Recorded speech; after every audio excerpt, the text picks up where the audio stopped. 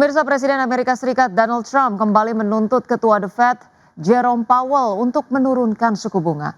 Tuntutan terbaru Trump ini diungkapkan di tengah harga minyak mentah yang melonjak tajam akibat intensifikasi perang antara Amerika Serikat, Israel, dan Iran. Saat harga minyak melonjak tajam akibat intensifikasi perang Iran, Presiden Amerika Serikat Donald Trump kembali menuntut Ketua The Federal Reserve Jerome Powell menurunkan suku bunga. Namun sejak Amerika Serikat dan Israel melancarkan serangan terhadap Iran pada 28 Februari, investor justru berbalik arah bertaruh bahwa harga minyak yang lebih tinggi akan memperburuk inflasi dan mencegah The Fed memangkas suku bunga hingga akhir tahun atau bahkan lebih lama lagi.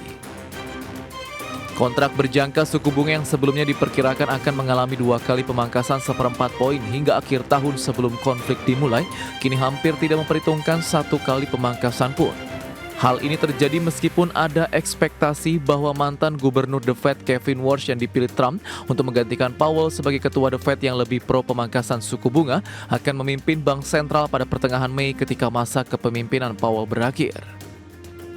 Sementara itu di sisi lain, usai Iran menyatakan akan tetap menutup Selat Hormuz, harga minyak mentah jenis WTI untuk kontrak pengiriman April 2026 melonjak dan menetap di $95,7 Amerika Serikat per barel. Harga minyak yang lebih tinggi berarti harga bensin yang lebih tinggi yang juga dapat menaikkan harga makanan dan barang lainnya melalui biaya transportasi yang lebih tinggi. Analis menyebut harga makanan juga akan naik karena Hormuz adalah jalur utama global untuk pengiriman pupuk. Analis Goldman Sachs sekarang memperkirakan inflasi PCE yang ditargetkan The Fed sebesar 2% akan naik menjadi 2,9% pada bulan Desember dan menggeser perkiraan mereka sendiri untuk pemotongan suku bunga The Fed berikutnya ke bulan September dari sebelumnya di bulan Juni. Berbagai sumber IDX Channel.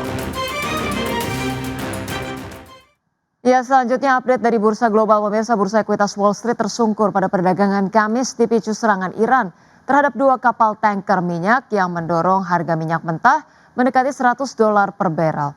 Lonjakan harga energi ini memperkuat kekhawatiran inflasi dan menyebabkan investor meninggalkan pasar ekuitas.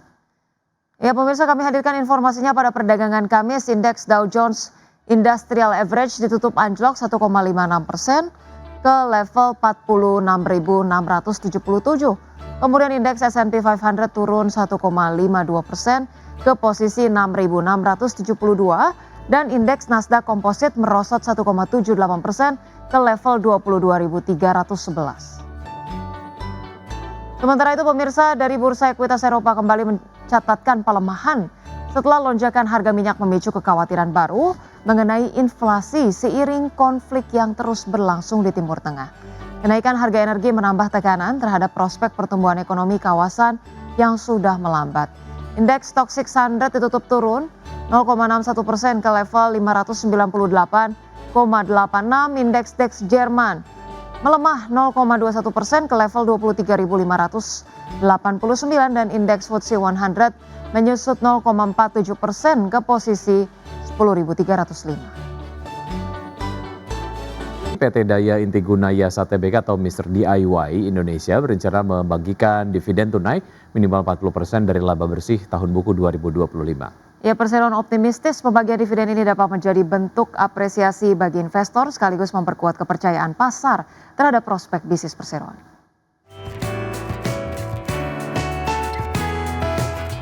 Emiten retail perkakas rumah tangga PT Daya Intiguna Yasa Tbk atau Mr. DIY Indonesia berencana membagikan dividen tunai minimal 40% dari laba bersih tahun buku 2025.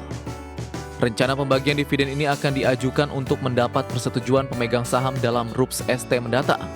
Chief Financial Officer Mr. DIY Indonesia, Rika Juniati Tanzil mengatakan langkah tersebut didukung oleh fundamental keuangan perseroan yang kuat serta kemampuan perusahaan dalam menghasilkan arus kas yang solid.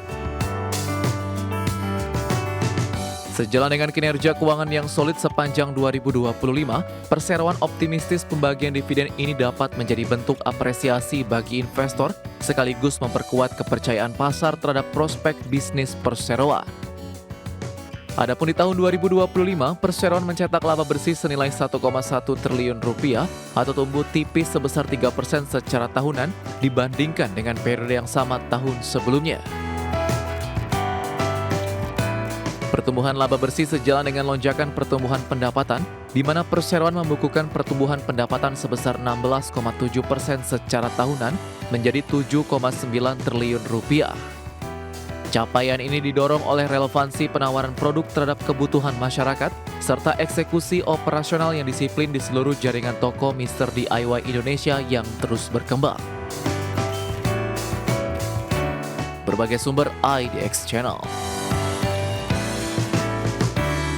Pemirsa, emiten penyedia laboratorium kesehatan PT Prodia Widya Husada Tbk membukukan kinerja yang lesu sepanjang tahun 2025. Ya, laba bersih perseroan menyusut hingga 23,46% dibandingkan dengan periode yang sama tahun 2024. Melansir laporan keuangan, perseroan sebetulnya membukukan pendapatan 1,31% sebesar 2,28 triliun rupiah.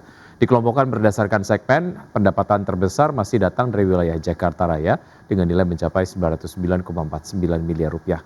Seiring pertumbuhan pendapatan, beban pokok pendapatan turut membengkak atau menjadi 948,96 miliar rupiah atau meningkat 5,42% secara tahunan.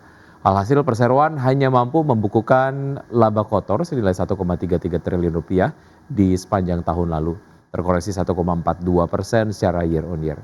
Setelah dikurangi berbagai beban dan pajak, perseroan akhirnya hanya mampu membukukan laba bersih senilai 206,78 miliar rupiah, terkoreksi 23,46% dibandingkan dengan periode yang sama tahun 2024.